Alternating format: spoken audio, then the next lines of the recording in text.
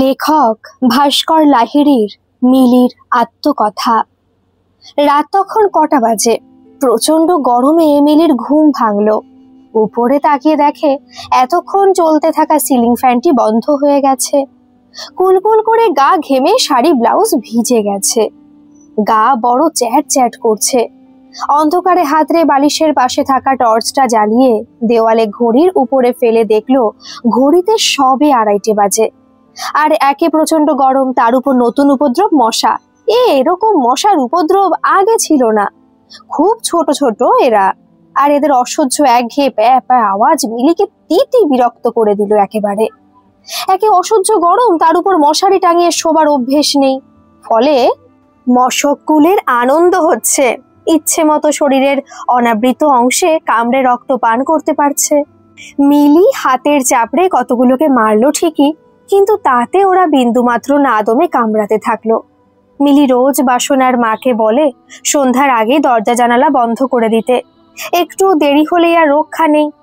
একটা দুটো করে ঘরে ঢুকে ভারী পর্দার আড়ালে বা অন্ধকার কোনো কোনায় লুকিয়ে পড়ে, সুযোগ বুঝে আত্মপ্রকাশ করে, যেমন এখন হলো। মিলি এবার পাশে তাকিয়ে দেখলো পাশে তার স্বামী অঘরে ঘুমোচ্ছে। ওমা, এই অসহনীয় গরম ও মশাদের একঘেয়ে প্যা আওয়াজ ও কামড়ানো তার ঘুমের বিন্দুমাত্র বাধা হতে পারেনি। মাঝে মাঝে তার হাত নড়ছে, তাতে বোঝা যাচ্ছে মশাদের উপস্থিতি টের পেলেও সে তার সাধের ঘুম জলাঞ্জলি দিতে রাজি নয়। মিলি দেখতে আহামরি সুন্দরী নয়, কালো না বলে উজ্জ্বল শ্যামবর্ণ বলাই ভালো। একটু ভারী চেহারা, পাতলা ঠোঁট, টানা টানা চোখ ও পান পাতার মতো মুখ। আকর্ষণীয় দুধ সাদা দাঁতের শাড়ি ও গজ দাঁতের জন্য তার সৌন্দর্য অনেকটাই বৃদ্ধি করেছে। মিলি নিজেও সেটা জানে। ঠোঁটের একপাশে একটি কালো স্পটও বিদ্যমান। মিলির বয়স 50 পেরিয়েছে, তাও ওকে খুব বেশি হলে 35 বছরের মনে হয়। পক্ষান্তরে ওর স্বামী অনল, সে মিলির থেকে 15 বছরের বড়। প্রচন্ড সন্দেহবাদী, বেঁটে কালো চেহারা, শরীর বেশ মোটা, লম্বাটে মুখ, কালো ঠোঁট, লালচে দাঁত। মাথার চুল পাতলা হতে থাকায় কপাল বড় হয়ে যাচ্ছে, তাই কিছু চুল দিয়ে কপাল ঢেকে রাখার আপ্রাণ চেষ্টা করে। স্থানীয় বাসস্ট্যান্ডে ছোট একটা প্রসাধনী দ্রব্যের দোকান, তাতে নিত্য প্রয়োজনীয় পণ্য, চাল ডাল, আলু, আটা ইত্যাদি সামগ্রীও পাওয়া যায়। বিখ্যাত উত্তরবঙ্গের বিখ্যাত কালো নোনিয়া চাল ও এখানে পাওয়া যায়। প্রখর ব্যবসায়ী বুদ্ধির ধারক হবার জন্য তার দোকানে ভিড় লেগেই থাকে। দুজন কর্মচারী খদ্দের সামলাতে হিমশিম খায়। মালবাজার ক্যালটেক্স মোড়ের কাছে তার দোকান। একটু দূরে স্রোতস্বিনী মাল নদী নিজের ছন্দে কুলুকুলু ধ্বনিতে বয়ে চলেছে। দেখতে সে শান্ত নিরীহ মনে হলেও আসলে সে ভয়ঙ্করী। কখন বান আসে কেউ বলতে পারে না। একটু দূরে মাল সিনেমা হল, একটু দূরে সরকারি বিদ্যালয় আদর্শ বিদ্যানিকেতন। ক্যালটেক্স মোড়ের উপর চারমুখ সুউচ্চ ঘড়ি মন্দির জনসাধারণকে নিখুঁতভাবে সময় জানিয়ে দিয়ে চলেছে। এসব ছাড়িয়ে কিছুটা এগোলেই চোখে পড়ে সেনাবাহিনীর ক্যাম্প, বিখ্যাত হনুমান মন্দির ও এখানেই। আবার দাদার হোটেলের খাবারের স্বাদ অতুলনীয়। দূর দূরান্ত থেকে যাত্রীরা মালবাজার এলে একবারের জন্য হলেও দাদার হোটেলে ঢু মারবেনি। মালিক সহ কর্মীদের অমায়িক ব্যবহারও এখানে চোখে পড়ে। অত্যধিক গরমে ও মশার কামড় খেতে খেতে অতিষ্ঠ হয়ে উঠল মিলি।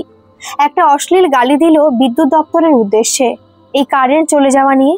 তারপরে বিছানা থেকে উঠে পড়ল, টর্চ জ্বালিয়ে পাশের ঘরে গেল, সেখানে ঘামে ভিজে যাওয়া শাড়ি ও ব্লাউজ খুলে পাল্টে নিল। কালকে বাসনার মার জন্য ডাই করে রেখে দিল এক কোণে কাপড় জামা কাচবার জন্য। নতুন শাড়ি জামা পরে তার ঘরে আসতেই দেখলো ফ্যান ঘুরছে আবার, তার মানে কারেন্ট এসে গেছে। মনে মনে তার আনন্দই হলো, এই গালিতে কাজ হয়েছে তাহলে। টেবিলে কাচের জগ থেকে গ্লাসে জল ঢেলে খেলো। গলাটা শুকিয়ে গেছিল। আজ রাতে তার আর ঘুম আসবে না। বারান্দায় বসবে তার উপায় নেই। একে গরম, তার উপর মশা। মিলি আবার ভূতে ভয় পায়, তাই এত রাতে বারান্দায় গিয়ে বসতেও পারছে না। জানলার কাচের শার্সি ভেদ করে জ্যোৎস্নার মৃদু আলো ঘরে পড়েছে। জানলা দিয়ে বাইরে আকাশের দিকে তাকিয়ে দেখলো আকাশে ছেঁড়া ছেঁড়া মেঘের দল ঘুরে বেড়াচ্ছে। ম্লান জ্যোৎস্নার আলোয় কেমন এক মায়াবী পরিবেশ সৃষ্টি হয়েছে। বাবার কাছে শোনা একে নাকি বলে বেলে জ্যোৎস্না, আর এই জ্যোৎস্নায় নাকি ভূত দেখা যায়। এক অজানা রাত চড়া পাখি কর্কশ সুরে ডাকতে ডাকতে উড়ে গেল বাড়ির উপর দিয়ে। বাগানে জোনাকি পোকার দল উড়ে বেড়াচ্ছে। ঝমঝম করে দূর থেকে ট্রেনের আওয়াজে বুঝলো জিএল এক্সপ্রেস আসামের দিকে যাচ্ছে। ট্রেনের আওয়াজ মিলিয়ে যেতেই বাগানের দিকে চোখ পড়লো আবার। এবার দেখলো একটা বউ সাদা কাপড়ে মুড়ে বাগানের কোনায় দাঁড়িয়ে আছে, মনে হচ্ছে তাকে হাতছানি দিয়ে ডাকছে। ভয় পেয়ে চোখ বুজে বিছানায় শুয়ে পড়লো। একবার আর চোখে পাশে তাকিয়ে দেখলো তার স্বামী গভীর নিদ্রায় মগ্ন। খানিকক্ষণ পর একটু চোখ খুলে তাকালো, তখনও দেখে বউটা ওইভাবেই দাঁড়িয়ে আছে। এবার সে ভয়ে পেয়ে অনলকে ডাকতে গেল। ও মা, গলা দিয়ে আওয়াজ বের হচ্ছে না। উপায় না দেখে জোরে জোরেই ধাক্কা দিল অনলকে। মিলির বার দুই জোর ধাক্কা খেয়ে অনলের সাধের ঘুম তো গেল ভেঙে। রাত দুপুরে বউয়ের সজোরে ধাক্কায় তার সাধের ঘুম ভাঙায় অনল রেগে গেল বউয়ের উপর। রাগত গলায় বলল, কি হয়েছে? মিলি উত্তর দেবে কি, করতে লাগলো। এবার অনল মিলিকে জোরে জোরে ধাক্কা দিতেই বাগানে ভূত বলে সজোরে জড়িয়ে ধরলো অনলকে।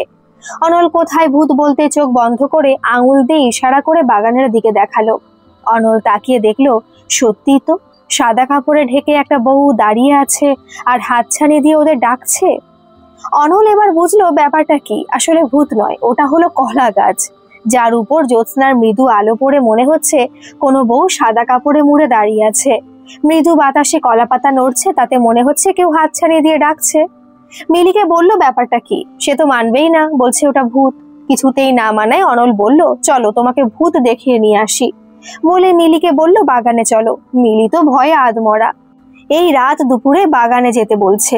রাত দুপুরে তেনারা ঘুরে বেড়ায়, আর মেয়ে বা বউ দেখলে তো কথাই নেই। মিলি বলল সে কিছুতেই এত রাতে বাগানে যাবে না। অনল বলল, আরে আমি তো আছি, ভূত তো আমাকেও ধরবে, চলো শুনেই আসি উনি কি বলবেন আমাদের। অনলের রসিকতা ভালো লাগলো না মিলির, সে যাবেই না এত রাতে বাগানে। অনল এবার জোর করে মিলির হাত ধরে টানতে টানতে বাগানের দিকে নিয়ে চলল। মিলি জোরে জোরে রাম রাম বলতে থাকলো। ছেলেবেলায় মার কাছে শুনেছিল ভূতের অব্যর্থ মন্ত্র নাকি রাম রাম, এটা বললে ভূত নাকি পালিয়ে যায়। অনল এক হাতে জোরালো টর্চ, অন্য হাত দিয়ে মিলির হাত ধরে আছে। ওদের দুজনের পায়ের চাপে নুড়ি বিছানো পথে মৃদু আওয়াজ হতে লাগলো। মিলি চোখ বুজে রাম রাম বলেই চলেছে।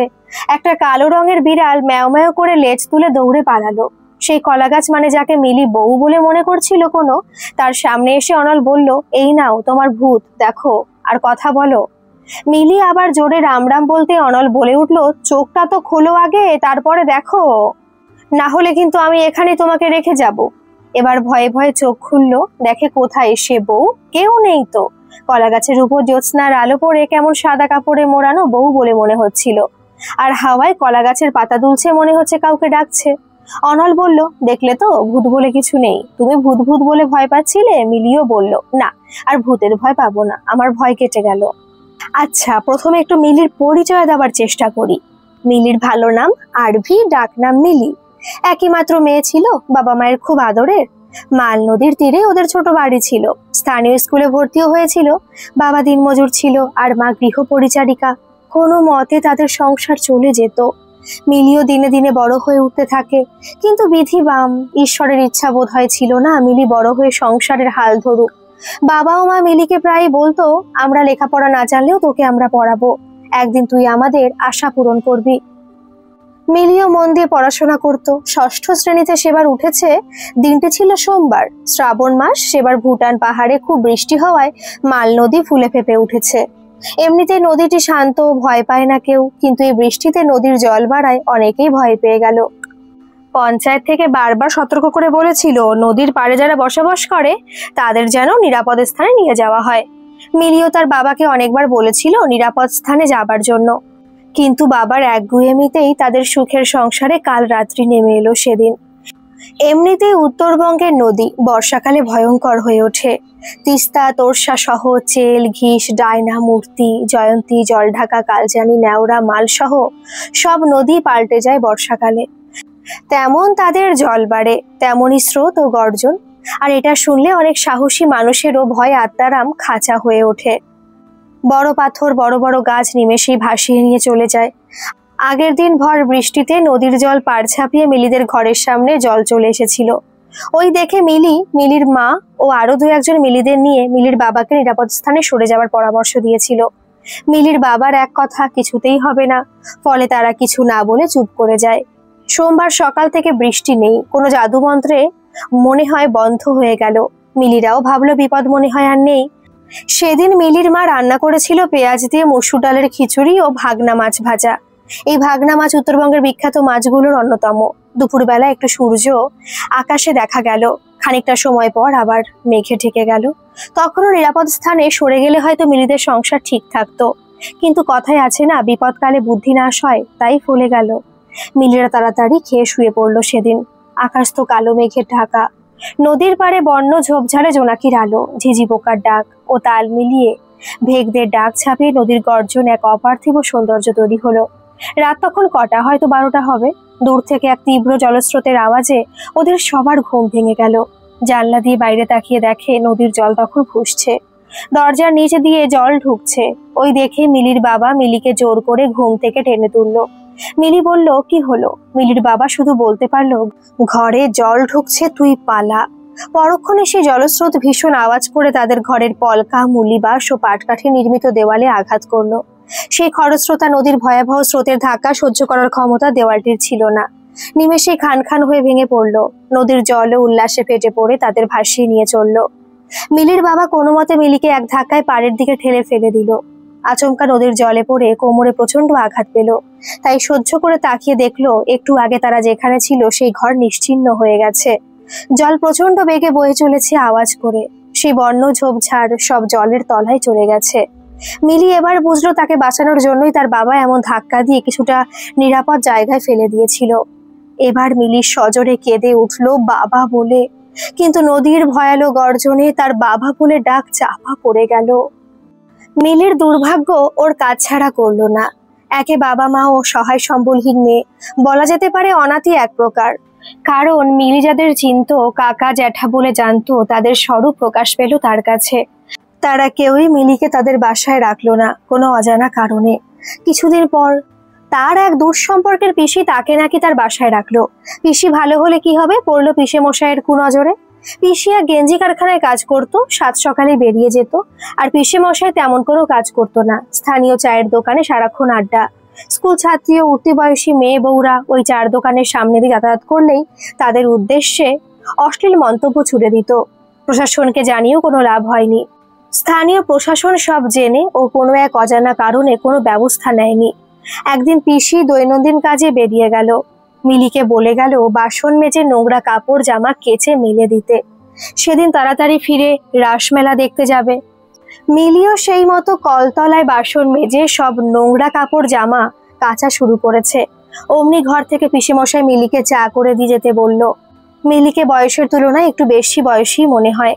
তার বাড়ন্ত শারীরিক গঠনই তার সেদিনের কাল হয়ে দাঁড়িয়েছিল। প্রতিটি মেয়েদের ষষ্ঠ ইন্দ্রিয় দারুণ সজাগ হয়। তারা বুঝতে পারে কেউ যদি তাদের স্পর্শ করে তাহলে কোন হাত আদরের, কোন হাত নয়। পিসির বাড়িতে আসার পর পিসেমশাইয়ের চাহনি মিলির ভালো লাগেনি। পিসেমশাই ছুতো নাতায় অনেকবার মিলির কাছে আসার চেষ্টা করেছে। প্রতিবারই হয় পিসি থাকায়, না হয় মিলির নিজের উপস্থিত বুদ্ধি দিয়ে কাজের ছুতোয় পার পেয়ে গেছে। কিন্তু আজ কি করবে, ভাবতে ভাবতে দেখে একটা বিছুটি পাতার গাছ কলতলার কোণে আপন মনে বেড়ে উঠছে। তারপরে তাদের বাথরুম ও পায়খানা করার জায়গা। পায়খানার চারপাশে অজস্র কচু গাছে ভর্তি, আর পায়খানা নামেই অজস্র কচু গাছে ভর্তি কিছুটা বন্য ঝোপঝাড় ও পায়খানাটিকে ঘিরে। মাটি থেকে হাত চারে উঁচু নড়বড়ে কাঠের সিঁড়ি রেলিংহীন বেয়ে উপরে উঠতে হয়।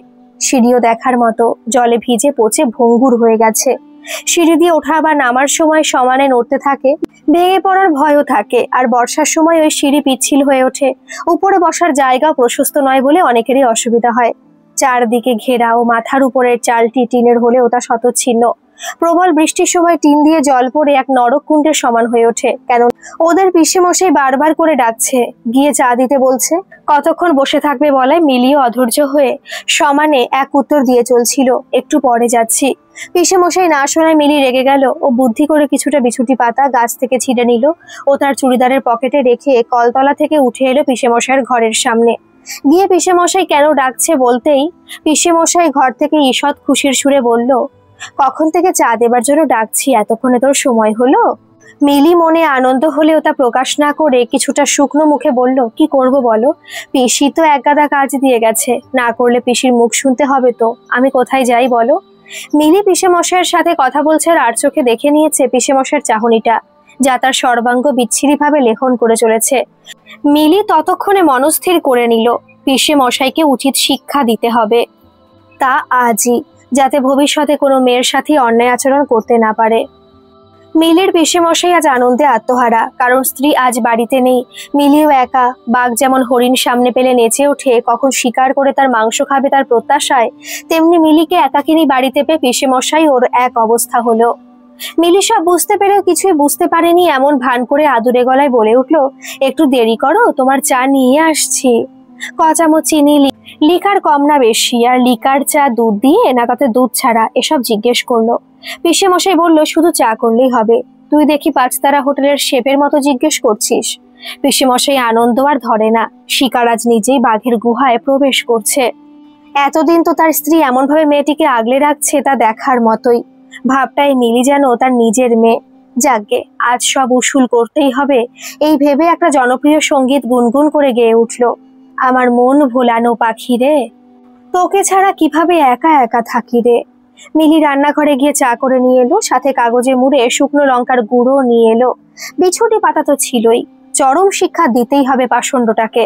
চা নিয়ে এসে দেখে পিসেমশাই বিছানায় বসে আছে। অগত্যা পিসেমশাইকে বলল, তোমার চা টেবিলে রেখে দিই। পিসেমশাই বলল, না না, তুই বিছানায় নিয়ে আয়। মিলি কপট অভিনয়ের গলায় বলল, দেখো বিছানায় চা ফেলো না আবার, বলে কাপ প্লেট বিছানায় রেখে চলে যাচ্ছিল। পিসেমশাই স্নেহের সুরে বলল, কোথায় যাচ্ছিস, এখানে বস।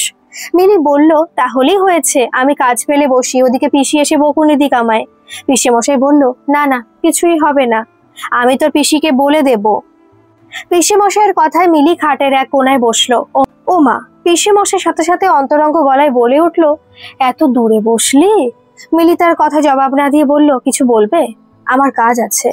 পিসেমশাই এবার নিজেই উঠে এলো ও মিলির পাশে বসে পড়লো, চায়ের কাপ হাতে। মিলির গা ঘিন ঘিন করে উঠলো। নোংরা লোকটা গা ঘেঁষে বসেছে, তার উত্তপ্ত নিঃশ্বাস গায়ে লাগছে। পিসেমশাই দুই একটা টুকরো টুকরো কথা বললো আর বিচ্ছিরি শব্দ করে চা খেতে লাগলো। ঘামের দুর্গন্ধ পিসেমশাইয়ের সারা শরীর জুড়ে। গায়ে সাবান দেয় না মনে হয়, দাঁতগুলো হলুদ হয়ে আছে, মুখ জুড়ে অজস্র ব্রণ, কপালে একটা কাটা দাগ দেখলেই ভয় করে। এক কানে মাকড়ি জাতীয় দুল পড়া চুল ছোট ছোট করে ছাটা, মাথার দুপাশে বিশাল দুটো জুলফি, কেমন বিটকেল বিটকেল লাগে। পিসেমশাই চা শেষ করে ফেলতেই মিলি বলল, কাপটা আমাকে দাও, আমি নিয়ে যাচ্ছি। পিসেমশাই বলল, না, আমি রেখে আসবো, বলে নিচু হয়ে কাপটা খাটের নিচে রেখেই আচমকা সজোরে মিলির গালে চড় মারলো। আচমকাই অমন সজোরে চড় খেয়ে মিলি বিছানায় পড়ে গেল, পার নিচে বাকি শরীরটা বিছানার উপরেই অবস্থায়। পরক্ষণে দেখা পিসেমশাই তার পা দুটো বিছানায় তুলে নিয়েছে ও তার পরনে জামা খোলার জন্য টানাটানি করছে, যেভাবে টানছে জামা ছিঁড়ে গেল বলে, আর জামা ছিঁড়ে গেলেই তার সর্বনাশ অনিবার্য। এই ভেবে মিলি মরিয়া হয়ে উঠল ও এক ঐশ্বরিক শক্তির জোরে তার জামার পকেট থেকে এক হাতে সেই লঙ্কার গুঁড়োর পুটুলিটা বের করে এনে খুলে সজোরে পিসেমশাইয়ের চোখে ছুঁড়ে দিল। মিলির পিসেমশাই সেদিন একা বাড়িতে মিলিকে পেয়ে নিজের লালসা চরিতার্থ করবে ভেবেছিল। তার পরিকল্পনা প্রায় সফল হতে চলেছিল। বাদ সাধল মিলির আচমকা প্রত্যাঘাত। মিলি ওরকম অবস্থায় থেকেও কি করে প্রত্যাঘাত করতে পারে সেটা বোঝার আগে হকচকিয়ে গেল। মিলিকে ছেড়ে দিয়ে নিজেই এবার শুকনো লঙ্কার গুঁড়ো চোখে পড়ায় চোখ জ্বলে গেল। চোখ জ্বলে গেল বলে পরিত্রাহী চিৎকার শুরু করলো। হাতড়াতে থাকলো একটু জলের জন্য। মিলি চট করে বিছানার থেকে লাফিয়ে উঠলো। এবার পিসেমশাইয়ের উদ্দেশ্যে বলে উঠলো, আমার শরীর ছুঁয়ে দিলে দেখো কেমন লাগে। পিসেমশাই দু চোখে হাত দিয়ে বিছানায় গড়াগড়ি খাচ্ছে আর সজোরে বলছে, জল জল। হতভাগী, তোর পেটে পেটে এত বুদ্ধি, জানতাম যদি তোর হাত বেঁধে রাখতাম। মিলি এবার তীব্র শ্লেষ ও ঘৃণায় উত্তর দিল, আর একটু আমায় জানা বাকি আছে তোমার। বলেই এবার সেই পকেটে রাখা বিছুটি পাতা বের করে পিসেমশাইয়ের দেহের অনাবৃত অংশে ভালো করে ঘষে দিল। পিসেমশাই দু চোখ দিয়ে হাত ডলছে, কিন্তু বুঝতে পারলো মিলি কোনো পাতা দিয়ে তার শরীরে ঘষে দিচ্ছে। একটা অতি নোংরা গালি দিল মিলিকে, বলল, কি লাগালি আমার শরীরে? মিলি বলল, কেন এখনো বুঝতে পারোনি? এবার পাবে। ততক্ষণে বিছুটি পাতা তার কাজ শুরু করে দিয়েছে, চিরবির করছে সারা দেহ।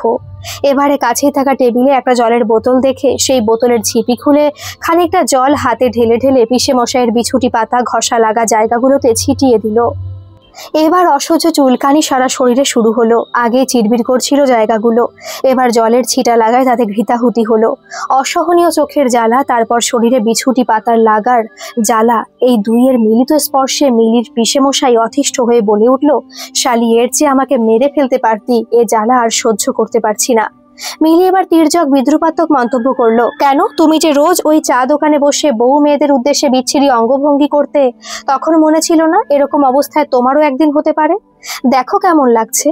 পিসেমশাইয়ের গগনভেদী জ্বলে উঠল। আমার সারা শরীর জ্বলে গেল।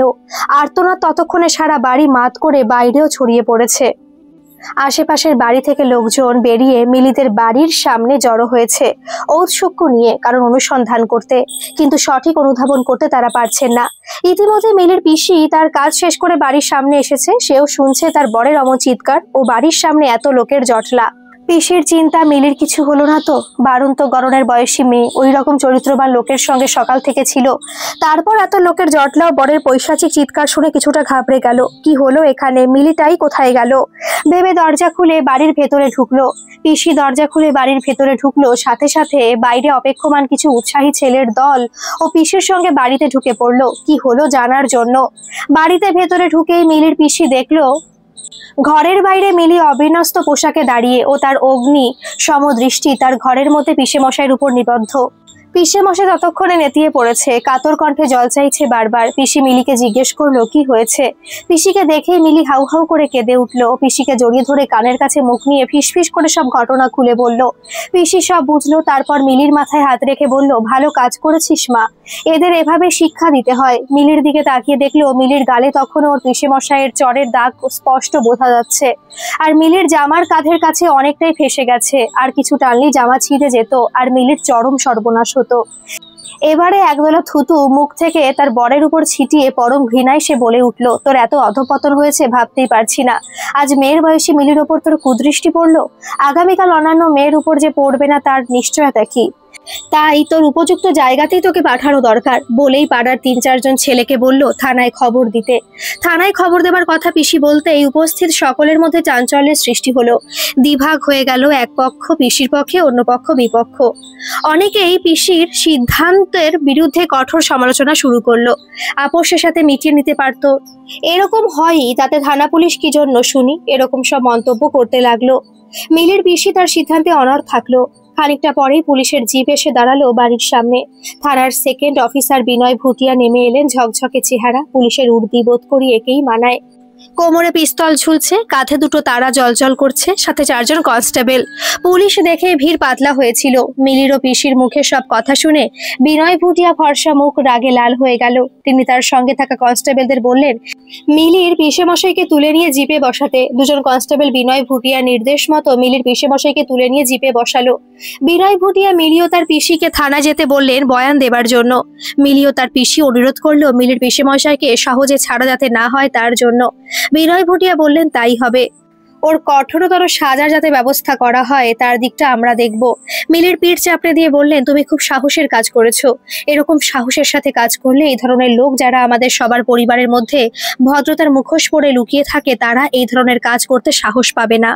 খানিকটা পর মিলিদের নিয়ে পুলিশ জিপ থানায় পৌঁছালো। জিপ থেকে নেমে ভারপ্রাপ্ত আধিকারিকের ঘরে মিলি ও তার পিসি গিয়ে আধিকারিককে পিসি ও মিলি সব ঘটনা খুলে বলল। আধিকারিক 2 জনের কথা শুনে ধীরে ধীরে বললেন খুব বাজে ও অনৈতিক কাজ তোমার পিসেমশাই করেছেন। ঠিক আছে, আমরা ওর কড়া শাস্তি যাতে হয় তা দেখব। আপাতত ওর চিকিৎসার প্রয়োজন, তাই 2 জন কনস্টেবলকে বললেন ওকে কড়া পুলিশি প্রহরায় হাসপাতালে নিয়ে যেতে। মিলির পিসেমশাইকে নিয়ে পুলিশ জিপ হাসপাতালের উদ্দেশ্যে বেরিয়ে গেল। মিলির পিসি কিন্তু তার বরের অনৈতিক কাজ সমর্থন করেনি। সে সমানে বলতে থাকলো কড়া শাস্তি যাতে হয় সেটা দেখার জন্য। পুলিশ আধিকারিক ও মিলির পিসির এরকম কথায় মুগ্ধ হয়েছিলেন, তাই তিনিও বললেন শান্তি তো হবেই, তবে হাসপাতাল থেকে ছাড়া পা, তারপর কোর্টে চালান করব, দেখি কোর্ট কি রায় দেয়। তারপর মিলির দিকে তাকিয়ে বললেন তুমি দারুণ কাজ করেছো। এরকম কাজ কিন্তু নিত্য হয়ে থাকছে। বাড়িতে নিজের আত্মীয়দের হাতে কন্যা শিশু বা কিশোরী মেয়ে দৈহিক নির্যাতনের শিকার হচ্ছে। তারা পারিবারিক সম্মানহানি অথবা লোক লজ্জার ভয়ে কাউকে বলতে পারে না। তোমার মতো সাহস করে এগিয়ে আসা দরকার, তবে এই ধরনের অপরাধ কম হবে। পিসির দিকে তাকিয়ে বললেন আপনার ভাইজিকে আমরা 3 দিন পর ওর এই সাহসী কাজের স্বীকৃতি হিসেবে সম্বর্ধনা প্রদান করব। সমাজের অনেক গুণীজন আসবেন, হতেই পারে মিলি এখান থেকে কোনো বিদ্যজনের চোখে পড়ে গেল। সেই দিনের কথা মিলি ভুলতেই পারবে না। বিখ্যাত সমাজসেবী সেনাবাহিনীর অবসর নেওয়া কর্নেল সুরজ ভান ঠক্কর নিজের হাতে মিলিকে লক্ষ্মীবাই মেডেল পরিয়ে দেন, সাথে একটি দামি জামা ও কয়েকটি বই উপহার দেন। চমক ছিল এরপরই বিখ্যাত মেডিকেল নার্সিংহোমের কর্ণধার ইমানুয়েল গোমেজ তার শিক্ষার ব্যবস্থা তুলে নেন নিজের হাতে। তার পিসিকেও নার্সিংহোমে একটা চাকরি করে দেন। মিলি বিখ্যাত গোল্ড মেরি স্কুলে ভর্তি হলো। পরবর্তীতে সে বাণিজ্য নিয়ে স্নাতক হয়। বেশ কবছর পর তার বিয়ে হয় অনলের সাথেই। অনল সন্দেহবাতিক আর মিলিকে দেখে পছন্দ হয়েছিল। মিলি একবার কোনো জিনিস কিনতে এই দোকানে এসেছিল, সেখান থেকে আলাপ হয়। পরে সেই আলাপ জোরদার হয়ে প্রেমে পরিণত হয়। কথায় আছে না, জন্ম মৃত্যু ও বিবাহ কেউই বলতে পারে না কিভাবে কার সাথে হয়। মিলির ক্ষেত্রেও তাই হলো। তবে অনলকে দেখে মিলি বুঝতেই পারেনি অনল সন্দেহবাতিকগ্রস্ত একজন। মিলির পিসিরও আপত্তি ছিল মিলির সাথে অনলের বিয়ে নিয়ে, কিন্তু এবারেরও সেই মিলির পিসেমশাই হয়তো কাল হতো, কারণ সে 1.5 বছর জেল খেটে ফিরে এসেছিল। প্রতিহিংসা তো মিলির উপর ছিলই। মিলি তো সদ্য যৌবনে পা দেওয়া মেয়ে, দেখতেও ভালো, তাই অনেক বখাটে ছেলের তির্যক মন্তব্য শুনতে হতো তাকে। পরে অবশ্য জেনেছিল সব পিসেমশাইয়ের সাজানো। এবার অনলের সম্পর্কে কিছু বলি। অনল ছিল বাবা মায়ের একমাত্র সন্তান, আর একমাত্র সন্তান হলে যা হয়, মায়ের মাত্রাতিরিক্ত প্রশ্রয় পেলে সন্তান বিগড়ে যাওয়াই স্বাভাবিক। খুব ছোটবেলায় অনলের বাবা এক অজানা রোগে মারা যান। অনলের বাবা ব্যাংক অফিসার ছিলেন, তাই অনলের মা সেই চাকরিটি পান। খুব চেষ্টা করেছিলেন অনল যাতে পড়াশোনা করে মানুষের মতো মানুষ হতে পারে, কিন্তু বিধিবাম, মানুষ ভাবে এক, হয় আরেক। তারপর বাবা না থাকায় অনল ধীরে ধীরে বিপথে চলে যেতে থাকলো। প্রথমে স্কুলে ঠিক মতো যেত না, আর পড়াশোনায় প্রচন্ড অনীহা। 8ম শ্রেণী থেকে কিছু বখাটে ছেলের পাল্লায় পড়ে পড়াশোনা প্রায় লাটে উঠতে বসেছিল। অনলের মা কিছুটা কড়া ব্যবস্থা নেওয়ায় কোনো রকমে স্কুলের গণ্ডি পেরিয়ে একাদশ শ্রেণীতে ভর্তি হলো। পরে আবার সে বখাটে ছেলেদের পাল্লায় পড়ে একাদশ শ্রেণীর বার্ষিক পরীক্ষায় ফেল করে ও বই খাতাকে পাকাপাকিভাবে বিদায় দেয়। তার পরের থেকে এমন নেশা নেই সে করেনি। সুরা ও নারী সঙ্গ দুটোই তার অঙ্গ ছিল। একবার তো একটা মেয়ের সাথে অশ্লীল আচরণের কারণে তার হাজতবাস অনিবার্য ছিল। সেবার অনলের মা থানায় গিয়ে আর এরকম ঘটনা হবে না এই মুচলেখা দিয়ে অনলকে ছাড়িয়ে নিয়ে আসেন। অনলের মা ছেলেকে ঘরমুখো করার জন্য অনলের বিয়ের জন্য চেষ্টা করছিলেন। ভেবেছিলেন ছেলের বিয়ে দিলে হয়তো ছেলে ঠিক হবে। সেই মতো একটা সুশীলা মেয়ের সন্ধান পান।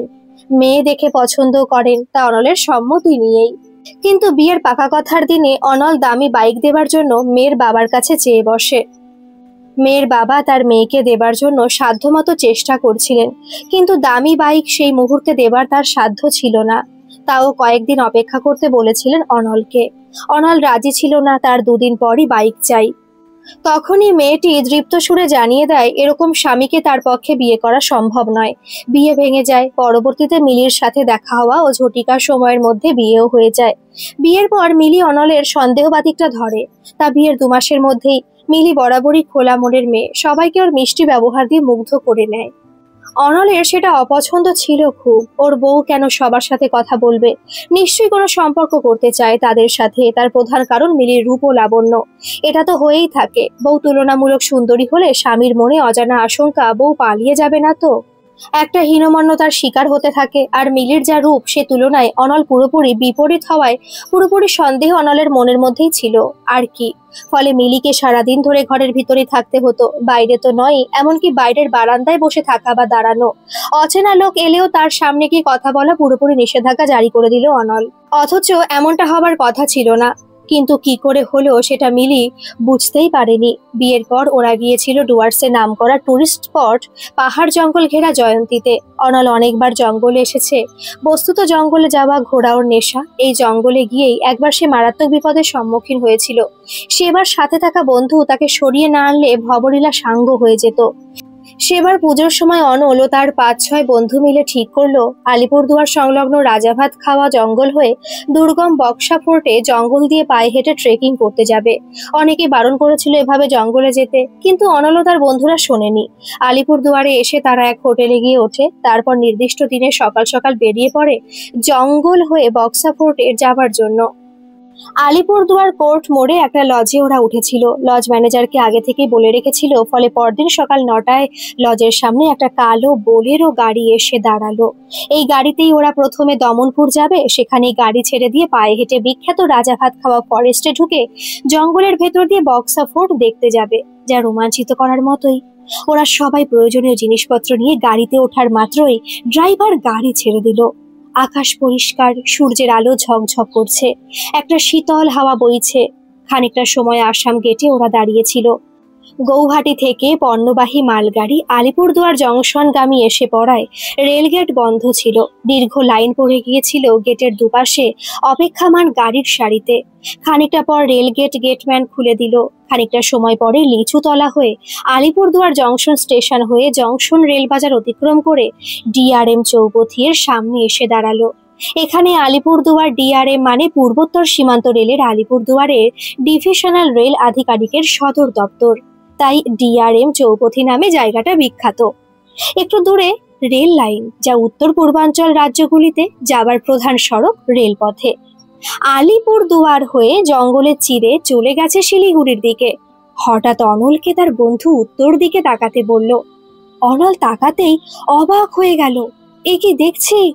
দূরে সবুজ বনানীর মাথার উপর দিয়ে তুষার আবৃত কাঞ্চনজঙ্ঘা দেখা যাচ্ছে, যে মনে হয় খুব কাছে। এতক্ষণ ওরা বাড়ি দোকান সহ জমজমার জায়গায় ছিল, এবার আস্তে আস্তে জঙ্গলের আভাস পেতে থাকলো। একটু দূরেই সবুজ বনানীর আভাস পাওয়া গেল। এতক্ষণ চেনা পরিচিত গাছ, আম, জাম, কাঁঠাল, কলা ও সুপারি গাছ বাড়ির আশেপাশে চোখে পড়ছিল। দু একটা বাড়ি একটু দূরে দূরে।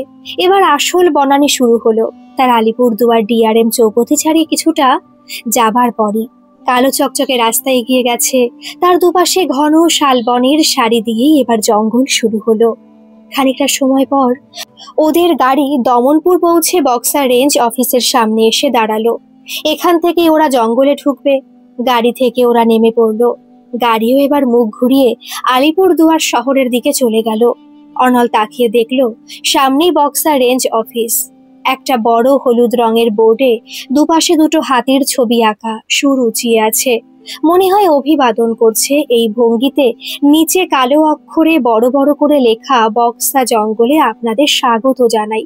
তার ঠিক নিচে জঙ্গলে কি করবেন কি করবেন না তার নির্দেশনামা লেখা। ওরা রেঞ্জ অফিসের ভেতরে গেল। কর্মরত আধিকারিকের কাছ থেকে জঙ্গলে ঢুকে পায়ে হেঁটে বক্সা ফোর্টে যাবার অনুমতি চাইল। আধিকারিক কিন্তু প্রথমে তাদের জঙ্গলে ঢুকতে দেবার অনুরোধ প্রত্যাখ্যান করেছিলেন, কারণ জঙ্গলে কি বিপদ লুকিয়ে থাকে, কি বিপদ আসে কেউ জানে না। তার উপর বক্সার জঙ্গলে তো লুকিয়ে আছে পদে পদে বিপদ। তারপরে দুদিন আগেই রাতে একদল হাতি রেল লাইন পেরিয়ে এপার ওপারে যাবার সময় আচমকাই একটা মালগাড়ি এসে পড়া, তার ইঞ্জিনের ধাক্কায় একটা হাতি মারাত্মকভাবে আহত হয়। তার একটি দাঁত ভেঙে যায় ও শরীরে মারাত্মক আঘাত লাগে। ফলে সে লাইনের পাশেই পড়ে যায়। তার সঙ্গীরা তার এরকম অবস্থা দেখে ফিরে আসে ও তাকে ঘিরে এক টানা ডাকতে থাকে। টানা দুদিন লাইনের উপর বসেছিল তাদের আহত সঙ্গীকে ঘিরে। পরে তাদেরকে জঙ্গলে ঢুকতে দেওয়া হয়েছে, কিন্তু অনেক চেষ্টা করার পর। চিতা, বাঘ ও সমান সক্রিয়। তার চেয়ে বেশি মারাত্মক হলো বাইসন। এরা হিংস্রতার কারণে বিখ্যাত। তাড়া করে এসে তাদের ধারালো শিং দিয়ে গুতিয়ে মেরে ফেলার অনেক উদাহরণ আছে। চিতাবাঘ সহ সবাই এই বাইসনকে এড়িয়ে চলে। বন্য শূকর, ময়ূর, বাদর, হরিণও তো বেশি বেশি এই জঙ্গলে। আছে বিষাক্ত সাপ, অজগর সাপ ও আছে আরো বিভিন্ন পাখি ও গন্ডার। মাটিতে পচা পাতার উপর পড়ে থাকা জোক কখন আপনাদের পায়ে লেগে যাবে তাও কিন্তু বুঝতে পারবেন না। কি করে অনুমতি দিই আপনাদের? অনলরা অনেক অনুনয় করায় তিনি শেষমেশ রাজি হলেন। ওদের অনুমতি দিতে বলে দিলেন জঙ্গলে একসাথে সবাই যেন থাকে, আর জঙ্গলের ভিতর যেন হইচই না করে। হাতি দেখতে পেলে তাকে উত্ত্যক্ত না করাই ভালো। অনলরা বাধ্য ছাত্রের মতো মাথা নেড়ে সম্মতি দিল। এবার তারা জঙ্গলে ঢুকে পড়ল। জঙ্গলে ঢোকার সাথে সাথে এক ঝাঁক বাদর কিচিরমিচির করে স্বাগত জানালো ওদেরকে। এক ঝাঁক বুনো টিয়া ডাকতে ডাকতে ওদের মাথার উপর দিয়ে উড়ে গেল। 3-4টি ময়ূর উড়ে গিয়ে পাশের ঝোপে গিয়ে ঢুকলো ও অদৃশ্য হয়ে গেল। ধীরে ধীরে দুপাশের জঙ্গল ঘন হতে থাকলো। কেমন একটা গা ছমছম করা পরিবেশ। ঝিঝি পোকার ডাক শোনা যাচ্ছে পাশের ঝোপের থেকে। মাঝে মাঝে ছোট ছোট খালের মতো নদী, কোনোটায় তীর তীর করে জল বয়ে চলেছে, কোনোটায় একদম শুকনো। জঙ্গলের ভেতরে এই নদীর জল থেকেই জঙ্গলের বিভিন্ন প্রাণী তাদের চেষ্টা মেটায়। ওদিকে জঙ্গল যত ঘন হচ্ছে, চারদিকে কেমন একটা আলো কমে আসছে। শেষ বিকেলে যেরকম আলো হয় ঠিক তেমনি দুপাশে দীর্ঘ শাল বৃক্ষ প্রায় আকাশ ছুতে চাইছে। অজস্র বুনো লতানো গাছ শাল গাছগুলোকে আষ্টে পৃষ্ঠে বেষ্টন করে উপরে উঠছে, কোনোটা আবার নিচে নেমে এসেছে, অল্প হাওয়ায় দুলে উঠছে। অজানা হলুদ সাদা রঙের ফুলও মাঝে মাঝে চোখে পড়ছে। ওদের চারদিকের পরিবেশ একদম সবুজময়। জঙ্গলে ঢোকার আগে বুনো টিয়া পাখির ঝাঁক দেখেছিল ওরা, দু একটি ময়ূরও চোখে পড়েছিল, কিন্তু এখন তাও নয়। দূরে পাহাড়ি ঝর্ণার জলের শব্দ ছাড়া আর কিছু পাওয়া যাচ্ছে না। হঠাৎ পাশের ঝোপে সরসর আওয়াজ হতেই ওরা আতঙ্কে দাঁড়িয়ে পড়ল, অনল সহ বন্ধুরা। এই রে, এখন হলে এই জঙ্গলে বেঘরে মরতেই হবে, কেউ জানবে না, আর আমাদের লাশগুলোর এখানেই পচে গলে বা চিতাবাঘ অন্য প্রাণীর পেটেই চলে যেতে হবে। এইসব ভাবছে, আর ভাবতে শুরু করেছে জঙ্গলে না এলে এই বিপদের সম্মুখীন হতে হতো না বলে চাপা স্বরে এ অপরকে দোষারোপ করছে। অমনি দেখে হুস হুস করে এক বড় মা হনুমান লাফিয়ে পড়লো ঠিক ওদের সামনে। ওরা বিস্ময়ে তাকিয়ে দেখে একটু ছোট শিশু ওরই বাচ্চা মনে হচ্ছে, মার পেট আঁকড়ে ধরে আছে। মা হনুমানটি খানিকক্ষণ ওদের দিকে তাকিয়ে দেখলো, তারপরে দাঁত খিচিয়ে হুপ হুপ বলে লাফ দিয়ে ঝোপের ভিতরে অদৃশ্য হয়ে গেল। অনলদের ধরে প্রাণ এলো মনে হয়। খানিকটা সময় দাঁড়িয়ে একটু জল ও শুকনো খাবার খেয়ে আবার চলা শুরু করলো। অজস্র শুকনো পাতা মাটিতে পড়ে থাকায় ওদের পায়ের চাপে মচমচ করে শব্দ হতে থাকলো। জঙ্গল এত ঘন, আকাশ দেখা যাচ্ছে না, আর পথ তো নেই, সরু সুতোর মতো রাস্তা তৈরি হয়েছে, তাও লোকদের পায়ের চাপে। বনরক্ষীরা এই এরিয়া টহল দেয় চোরা শিকার রোখার জন্য। দুপাশে দীর্ঘ ঝোপ, এতটাই ঘন ওই সরু পথ থেকে গেছে। হাত দিয়ে ঝোপ সরিয়ে তবে ওরা পথ চলছিল। এভাবে কিছুক্ষণ চলার পর হঠাৎ সামনে তাকিয়ে দেখে এক মোটা কাঠ সামনে পড়ে আছে আড়াআড়ি হয়ে। দুপাশে ঘন ঝোপের জন্য পুরোপুরি দেখা যাচ্ছে না। অনলরা মুখ চাওয়াচাই করতে থাকলো। এই ঘন জঙ্গলে গাছের মোটা কাঠকে রেখেছে। অবৈধভাবে গাছ কাটে যারা, তারা কিন্তু এইভাবে নির্জন ও দুর্গম জঙ্গলে গাছ কেটে ফেলে রাখবে না। তবে এই জায়গাটা কেমন যেন থমথমে। অনলের বন্ধুরা প্রায় সবাই খুশি হলো। একটানা হেঁটে ওরা সবাই ক্লান্ত, একটু বসতে পারবে ভেবে। অনল বাদে চারজন গিয়ে বসলো ওই পড়ে থাকা গাছের কাঠের উপর। এক বন্ধু বলে উঠল, কি কাণ্ড, কাঠটা দেখো। সবাই একে একে সবাই ওই কাঠের হাত ছুঁয়ে দেখলো, সত্যি তো তাই। দীর্ঘদিন বাইরে পড়ে থেকে জলে ভিজে যেরকম রং হয় ঠিক তেমনি রং। অনল ভাবছে কি হতে পারে, এখানে তো কাঠ পড়ে থাকতে পারে না, তবে কি এটা অজগর সাপ? এক অজানা আশঙ্কায় অনল সহ অনলের বন্ধুদের গ্রাস করলো। জায়গাটা যেমন নির্জন তেমনি গহন জঙ্গল, কোনো কাকপক্ষীও নেই। সবচেয়ে বড় হলো কেমন ভিজে ভিজে মাটির একটা সোদা গন্ধ পাওয়া যাচ্ছে। বন্যলতা ঝুপসি হয়ে আছে মাঝে মাঝে। অনল এবার ইশারা করে বন্ধুদের ওই কাঠ থেকে নেমে আসতে বলে। তারপর পাশ থেকে শুকনো গাছে ডাল নিয়ে তাতে দেশলাই কাঠি দিয়ে জ্বালিয়ে ওই ঝোপের মাঝে আড়াআড়ি পড়ে থাকা কাঠের গায়ে ঠেকাতেই সবাই অবাক হয়ে দেখলো ওই কাঠটি থেকে একটা বিচিত্র শব্দ হলো। পরক্ষণে দুপাশের ঝোপ নড়ে উঠলো ও তাতে সেই কাঠটি চলা শুরু করলো। ও ধীরে ধীরে ঝোপের আড়ালে চলে গেল। অনলরা বুঝলো ওটা বহুল চর্চিত অজগর বা পাইথন সাপ ছিল। হয়তো কোনো শিকার ধরে গলাধকরণ করে নড়াচড়া করার শক্তিও হারিয়ে ফেলেছিল। ফলে অনলের বন্ধুরা না বুঝে পিঠের ওপর বসার দুঃসাহস দেখাতে পেরেছিল। সে যাত্রায় অনলের উপস্থিত বুদ্ধি সবাইকে বাঁচাতে পেরেছিল। ও আর কোনো বিঘ্ন ছাড়াই বক্সাপোর্ট দেখে ও ফিরেও আসে তারা। ইতিমধ্যে বেশ কয়েকটি বছর পার হয়ে গেছে। কোনো কারণেই হোক মিলি মা হতে পারেনি। বলাই বাহুল্য, অনলেরও তাতে কোনো হেলদোল ছিল না। অনলের মাও গত হয়েছেন দীর্ঘদিন। এর মধ্যে আচমকাই অনলের অজান্তেই মিলির সাথে অনলের এক বন্ধুর আলাপ হয়, অনেকটা কাকতালীয় ভাবেই। আসলে অনলের বাড়িতে দীর্ঘদিন রঙের প্রলেপ পড়েনি। 4টি ঘরের জায়গায় জায়গায় রং উঠে বিবর্ণ হয়ে গেছে। তাই মিলির চাপে সে সম্মত হয় ঘর রং করতে। তার ছোটবেলার বন্ধু অনিল ঘরাইয়ের রঙের দোকান, সে বাড়ি দোকান রং করে। তার রং করার খ্যাতি ছড়িয়ে পড়েছে, সবাই তাকে দিয়েই রং করায়। নিউ মাল জংশনের কাছেই তার বাড়িও দোকান, 4 জন কর্মী তার, আর বাড়িতে বউ আর মেয়ে নিয়ে সুখের সংসার। কিন্তু মিলিদের বাড়িতে রং করতে এসে সব ওলট পালট হবে তার বোধ করি কারো জানা ছিল না। সেদিন ছিল শুক্রবার। সেদিন অনলের দোকানে কেনা বেচা সেরকম নেই। আর সব জায়গার মতো অনলের দোকানেও সাপ্তাহিক অর্ধ দিবস ছুটি বিকালে।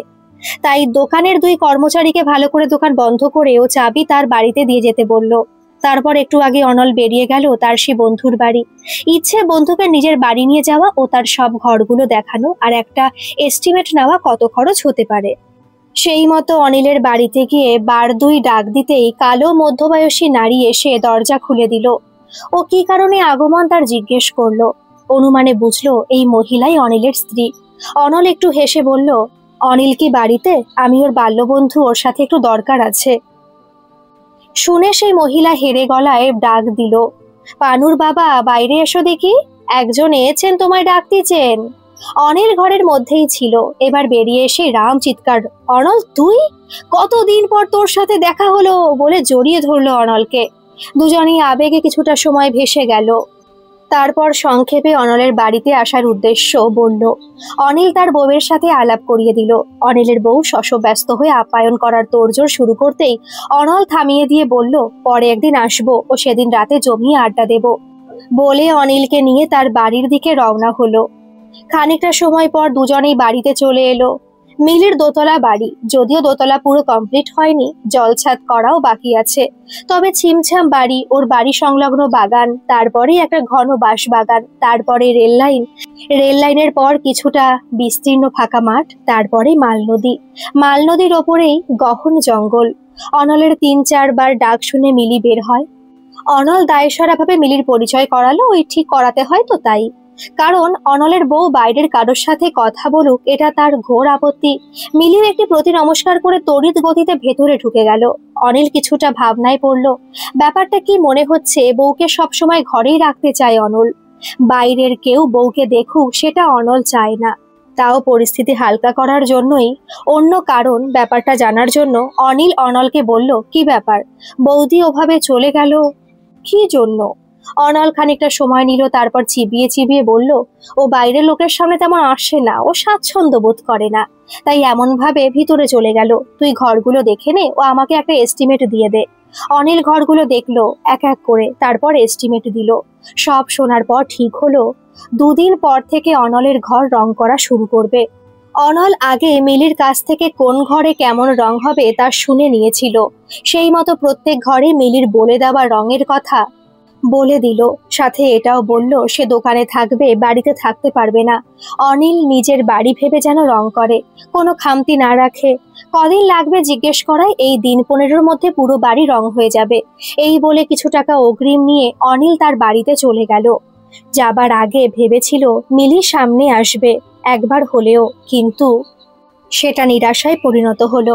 রাতে অনল মিলিকে বলে দিল, বাড়িতে রং চলাকালে সে যেন একবারের জন্য অনিল বা তার সঙ্গে থাকা লোকজনের সামনে না আসে। মিলি অস্ফুট সুরে বলল, তাহলে ওদের চা জল খাবার কি ভূতে দেবে?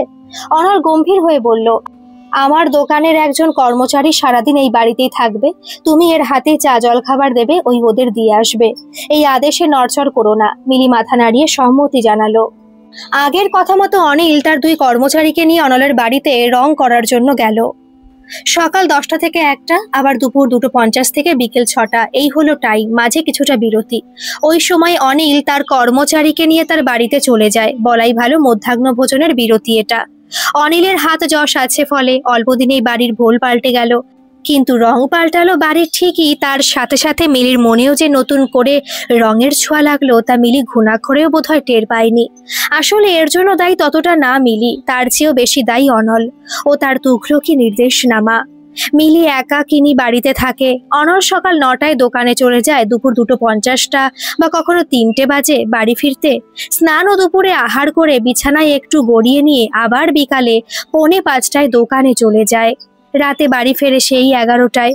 মাঝখানে একটা দিন অর্ধ দিবস ছুটি আছে, কিন্তু সেই দিনই বিকেলে বন্ধুদের সাথে আড্ডা দেয়, ফলে বউয়ের সাথে কথা বলা তার আদতে নেই।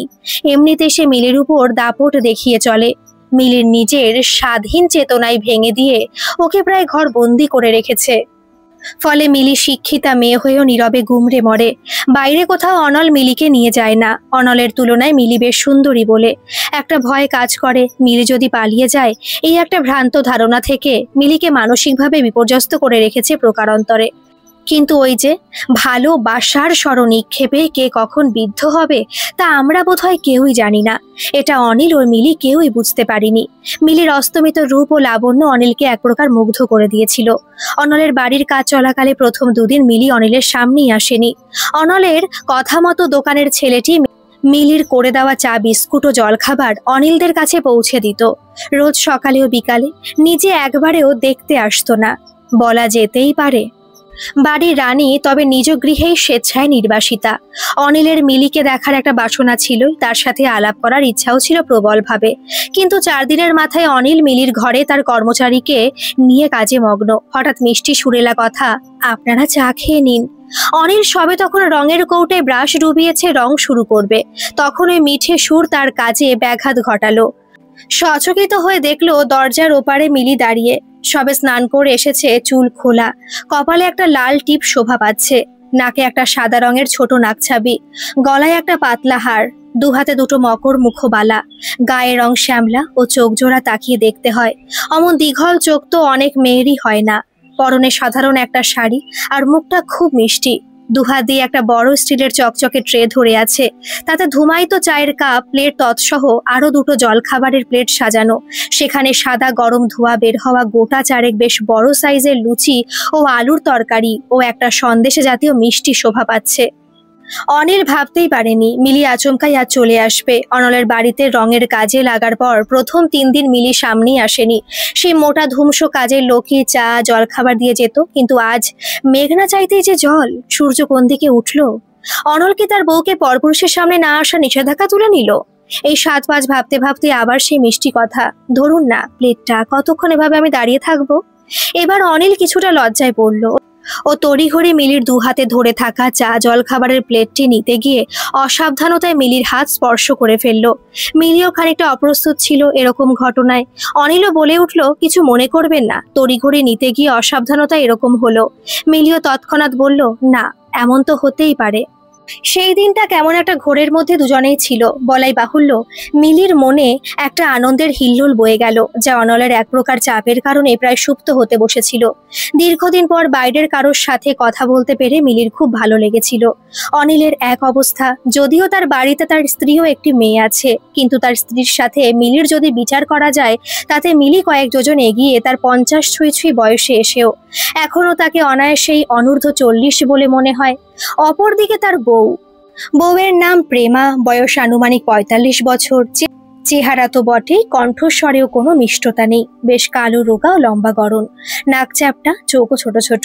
ওই পাহাড়ি অঞ্চলের ছেলেমেয়েরা তেমন হয়। আসলে প্রেমার মা বাঙালি, কিন্তু বাবা মদেশিয়া ছিল। সেই বাবার শারীরিক গঠনে প্রেমা পেয়েছে।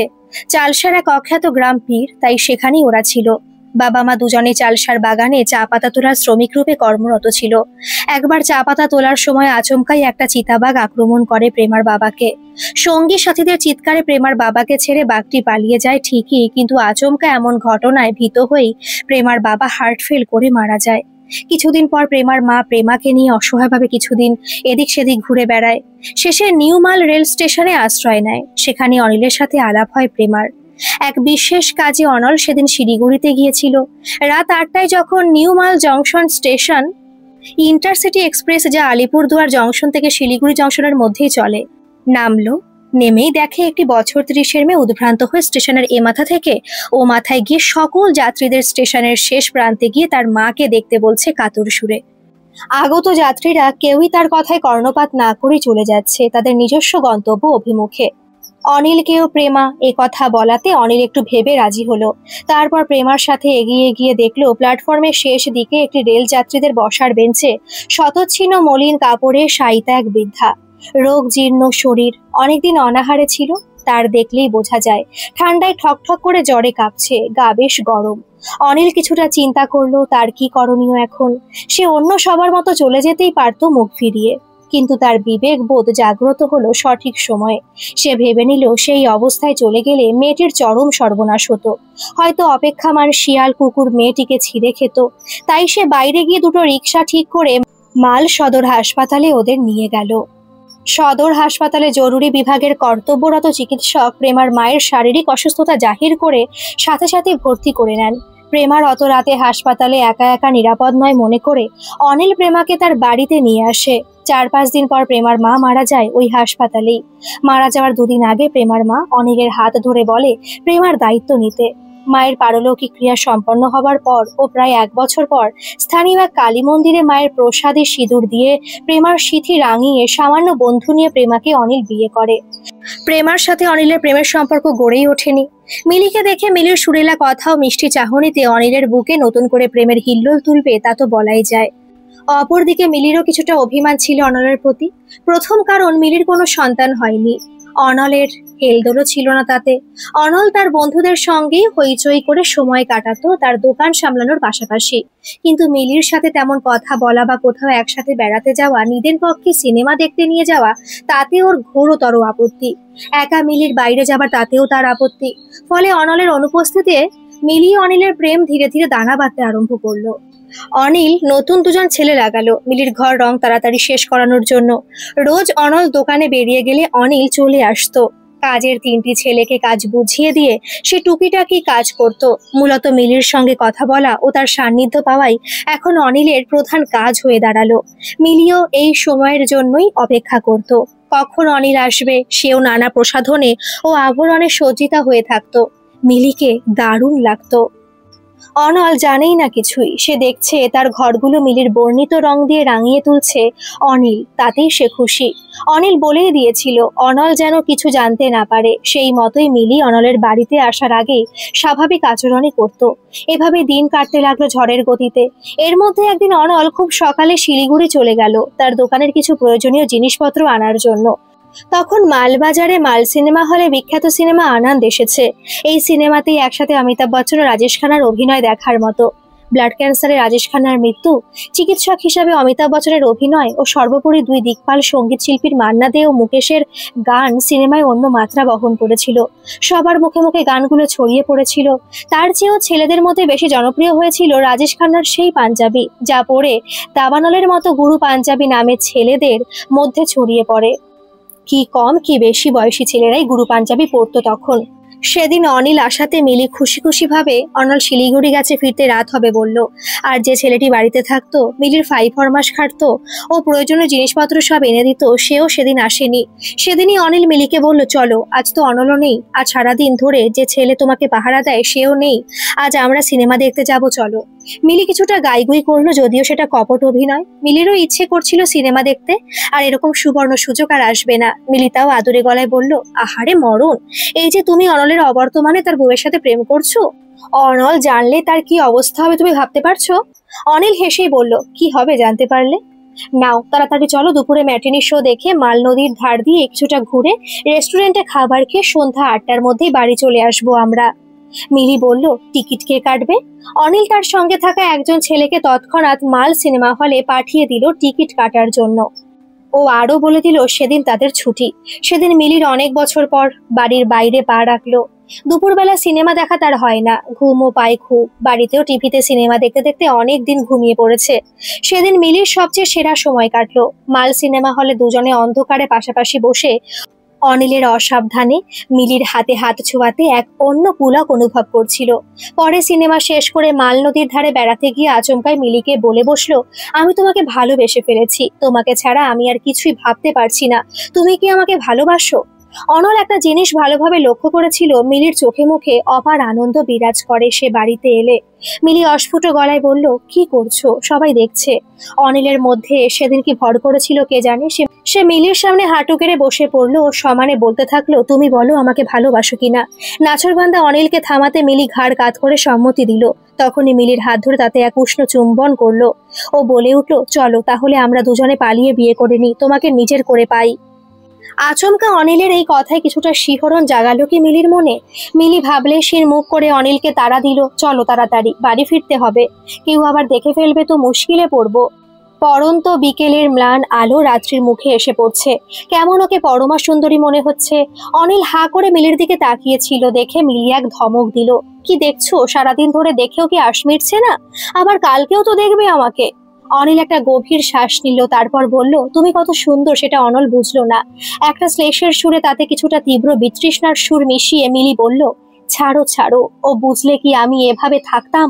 তোমার বন্ধুর বউকে দেবার মতো সময়ই নেই, ও আমাকে বুঝবে তা হলেই হয়েছে। তারপরে বালিকা সুলভ চাঞ্চল্যে বলল, চলো ওখানে গিয়ে ফুচকা খাই। অনিল দেখলো এক মধ্যবয়সী লোক নদীর পাড়ে ফুচকা বিক্রি করছে। আর তাকে ঘিরে বিভিন্ন বয়সী মেয়ের ভিড়। সবাই মিলিত আবদার করে চলেছে, কারো ফুচকায় ঝাল বেশি, কারো কম, কারো তেঁতুল জল বেশি দিতে হবে, কেউ আবার এমনি খাবে, কারো আবার চুরমুর চাই, আবার কেউ কেউ বাটি নিয়ে এসেছে তাদের বাড়ির থেকে ফুচকা ও জল নিয়ে যাবে বাড়িতে বসে খাবে বলে। অনিল ফুচকা খায় না, কিন্তু আজ মিলির মান রাখতে কটা ফুচকা খেলো, আর দেখলো মিলি কেমন তৃপ্তি নিয়ে ফুচকা খাচ্ছিল। অপরদিকে পশ্চিম আকাশে তখন সূর্য ধীরে ধীরে অস্তমিত হচ্ছে। আকাশে তখন তার তোড়জোড় চলছে। ছেঁড়া ছেঁড়া মেঘের উপরে পড়ন্ত সূর্যের রঙের আলোয় এক অসাধারণ নৈসর্গিক সৌন্দর্য, আকাশ জোড়া রঙের খেলা। বিশেষ করে পশ্চিম আকাশ লালে লাল হয়ে উঠছে, নদীর জলেও তার প্রতিচ্ছবি দেখা যাচ্ছে। নদীর জলেও লাল হয়ে এক মায়াবী পরিবেশ সৃষ্টি হয়েছে। রাস্তায় থাকা আলোর বাতিদানের আলোগুলো তখন এক এক করে জ্বলে উঠছে, পাখির দল তাদের নীড়ে ফিরে চলেছে। নদীর পাড়ে থাকা এক কালী মন্দিরে তখন সন্ধ্যা আরতি শুরু হয়েছে। এক রক্তাভ বস্ত্র পরিহিত বৃদ্ধ পুরোহিত, তার গলায় রুদ্রাক্ষের মালা, কপালে লাল সিঁদুরের টিপ, দুই হাতের মণি বন্ধে রুদ্রাক্ষের বালা, চোখ দুটো অস্বাভাবিক লাল, দাঁতগুলো কেমন লালচে, হয়তো অতিরিক্ত পান বা খৈনি জাতীয় কিছু খাবার ফলে তিনি আরতি করছেন। সাথে সমবেত ভক্তদের জয় কালী বলে চিৎকার। একসাথে ঢাক, ঘণ্টা, কাসর ধ্বনির আওয়াজ এক অপার শান্তির আবহ সৃষ্টি করেছে। তখন মন্দির প্রাঙ্গণে জ্বালানো সুগন্ধি ধূপের গন্ধে চারদিকে মম করছে। হঠাৎ তাল কাটল শবদাহ করতে আসা কিছু লোকের উৎকট বেসুরো গলায় সজোরে বলা হরি বলে। আচমকা এমন ধ্বনি কেমন শিহরণ জাগায় শরীরে। মিলিরা শবদেহ দেখে কপালে হাত ঠেকিয়ে পায়ে পায়ে মন্দির চাতালে উঠে এসে মাকে ভক্তি ভরে প্রণাম করলো, চোখ বন্ধ করে হাত জোর করে কিছু কামনা করলো। খানিকটা সময় পর তারা দুজন বাড়ির পথ ধরলো। দুজনের মনে তখন দুরকম ঝড় বয়ে চলেছে। একজনের মিলিকে কাছে পাবার উগ্র বাসনা, অন্যজনের অনলকে ছেড়ে চলে যাবার বাসনা। অনল সহ আর 5 জন কি ভাববে? আর অনিলের সাথে শান্তিতে থাকতে পারবে তো? অনিলের বউ ও মেয়ের কি হবে? সেই রাতে মিলিকে অনিল বাড়ি পৌঁছে দিয়ে নিজের বাড়ি চলে গেল। যাবার আগে আবার মিলিকে নিজের ভালোবাসার কথা বলল। এও বলল মিলিকে সে রানীর মতো করে রাখবে, ইত্যাদি ইত্যাদি। অনল এলে স্বাভাবিক আচরণ যেন করে, এসব বুঝিয়ে দিয়ে সে চলে গেল। বলে গেল পরদিন তার জবাব চাই। মিলি কেমন এক ঘোরে ছিল সেদিন। নিজের ঘরের বড় আয়নার সামনে দাঁড়িয়ে নিজের চেহারা দেখে নিজেই মন্ত্রমুগ্ধ হলো। মুখে একটু বলিরেখা প্রকট হচ্ছে ঠিকই, সেটা অবশ্য বয়স লুকোনোর বাজার চলতি ক্রিম দিয়ে ঢেকে দেওয়া যাবে। চুলে হালকা রূপলি আভা, সেটাও কোনো রং দিয়ে ঢাকা যাবে। কিন্তু অনলকে কি বলবো? এত বছর অনলের ঘরণী হয়ে থেকে অনিলের বউ হব শেষে। অনিলের বউ মেয়ে, ওদের ঠকানো কি ঠিক হবে? আবার ভাবছে অনল তো এত বছর তার সাথে ভালো করে কথা বলো তো দূরস্থ। দুজনে একসাথে কোথাও বেড়াতে যায়ওনি, বাইরের কারো সাথে কথা বলতেও দিত না। এমন সন্দেহবাতিক লোকের সাথে এতদিন কি করেছিল সেটাই ভাববার বিষয়। ধীরে ধীরে রাত বাড়ছে, ইন্টারসিটি এক্সপ্রেস আসার সময় হয়ে গেছে। তাই তড়িৎ গতিতে তার ভাবনার জাল ছিন্ন করে বাস্তব জগতে ফিরে এলো। ঝটপট নিজের পোশাক পরিবর্তন করে বাড়ির পোশাক পরে মুখে লাগানো সমস্ত প্রসাধনী ক্রিম ভালো করে ধুয়ে মুছে একেবারে স্নান করে নিল। অনল জিজ্ঞেস করলে বলবে যা গরম পড়েছে তার জন্য স্নান করেছি। অনল জানে সে গরম সহ্য করতে পারে না। তারপর বাড়ির পোশাক পরে রান্নাঘরে গিয়ে আগের দিনের ময়দা মাখা রাখা ছিল ফ্রিজে, তা বের করে ঝটপট কটা লুচি বেলে নিল। ডিপ ফ্রিজে কিছুটা চিকেন ছিল, সেটাও বের করে হান্ডি চিকেন করবে ঠিক করলো। অনলের খুব প্রিয় এই খাবার এটি। সবে গ্যাস জ্বালিয়ে মশলা মাখানো মাংসটা হাঁড়িতে রেখে একটু নেড়েচেড়ে হাঁড়ির মুখটা বন্ধ করেছে কি করেনি, অমনি গায়ত্রী মন্ত্রের সুরে নতুন কলিং বেল বেজে উঠল। মিলি বুঝলো অনল এসে গেছে। তাড়াতাড়ি গিয়ে দরজা খুলে দিল, দেখে অনল দাঁড়িয়ে আছে। সাথে সাথে অনলের হাতে থাকা বড় ব্যাগটা নিয়ে বলল, দেরি হলো? ট্রেন কি লেট ছিল? অনল জুতো খুলে বলল, আগে একটু জল দাও, গলাটা শুকিয়ে গেছে। মিলি ব্যাগটা ঘরের কোনায় রেখে রান্নাঘরে গিয়ে অনলের জন্য বানানো লেবুর শরবত নিয়ে এলো। জোরে ফ্যান চালিয়ে দিল। শরবত খেয়ে অনল বলল, আহ কি শান্তি। তারপরে বলল, আর বলো না। গুলমাখোলা জঙ্গল থেকে আচমকাই একটি পূর্ণবয়স্ক হাতি বের হয়ে রেল লাইনের ওপর দাঁড়িয়ে পড়ে। আপ ও ডাউন ট্রেন আটকে পড়ে। 2 ঘন্টা আটকে ছিলাম ওই জায়গায়। তারপর আপন খেয়ালে লাইন থেকে নেমে হাতিটি একবার ট্রেনের দিকে তাকিয়ে তার বিশাল কান দুটো নেড়ে বিশাল সুর উঁচিয়ে কি বুঝলো কে জানে, একবার ডেকে উঠলো। হয়তো বলল, এবারের মতো ছেড়ে দিলাম তোদের, বলে জঙ্গলে ঢুকে গেল। তারপরে ট্রেন ছাড়লো আবার। মিলি রাগে বলল, সবটাতে তোমার মশকরা, জঙ্গলে ঢুকে হাতির নামে এরকম বলতে নেই। তারপর হাত জোর করে কপালে ঠেকালো। অনল হাসতে হাসতে বলল, হাতিদেবকে প্রণাম করলে বুঝি? মিলি ভ্রুকুটি করে বলল, আবার? স্নান করে এসো, এক্ষুনি খেয়ে তাড়াতাড়ি ঘুমিয়ে পড়বে। সারাদিন খুব ধকল গেছে তোমার, আর ঘেমো জামা কাপড়। বাথরুমে রেখে এসো, কাল মাসি কেচে দেবে। অনল আর কিছু না বলে বাথরুমে ঢুকে গেল। মিলি রান্নাঘরে ঢুকে মাংস নামিয়ে একবার চেখে দেখলো না সত্যি ভালো হয়েছে। তারপর ময়দা মাখা থেকে লুচি ফেলছিল। সে সময় অনল পেছন থেকে এসে মিলির কোমর জড়িয়ে ধরলো। মিলি সচকিত হয়ে বলল, ছাড়ো ছাড়ো, রাত দুপুরে আর বউকে আদিক্ষেতা দেখাতে হবে না। অনল বলল, আমার এমন একটা সুন্দরী বউ থাকতে আদিক্ষেতা দেখাবো না? তা কাকে দেখাবো বলো? বলে আবার নিবিড়ভাবে জড়িয়ে ধরলো। মিলি কপট ভৎসনা করে বলল, ছাড়ো আমাকে, কাজ আছে, বলে নিজেকে ছাড়িয়ে নিল। রান্নাঘর ততক্ষণে মাংসের গন্ধে মমা করছে। দুই একবার নাক শুকে অনল বলল, বাহ, চমৎকার গন্ধ পাচ্ছি তো। বলে মিলিকে বলল, এক দু পিস দাও না, খেয়ে দেখি কেমন হয়েছে। মিলি কিছু বলতে গিয়েও বলতে পারলো না। কি দেখছে সে? এ তো বিয়ের পর অনল মাংস রান্না করার পর এমনটাই করতো।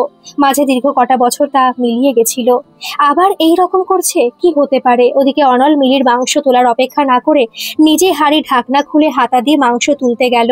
হাঁড়ি ঢাকনা খুলতে সদ্য রান্না হওয়া মাংসের গন্ধ রান্নাঘরে ছড়িয়ে পড়ল। অতি উৎসাহে হাতা দিয়ে মাংস তোলার সময় অসাবধানে একটু গরম ঝোল হাত কেঁপে ওঠায় ডান পায়ের পাতার উপর পড়ে গেল। উফ করে চিৎকার করে পা সরিয়ে নিল। কাছে মিলি ছিল, সে লুচি বেলা বন্ধ করে ছুটে এসে এক বোতল জল ঢেলে দিল। এখনকার মতো এ পর্যন্তই থাক। এর অন্তিম পর্ব আজ সন্ধ্যে 7:30টায় আমি আপলোড করে দিচ্ছি। গল্পটা আপনাদের কেমন লাগছে অবশ্যই কমেন্ট করে জানাবেন। আর প্লিজ যারা এখনো সাবস্ক্রাইব করেননি তারা একটা সাবস্ক্রাইব করে দেবেন। ধন্যবাদ।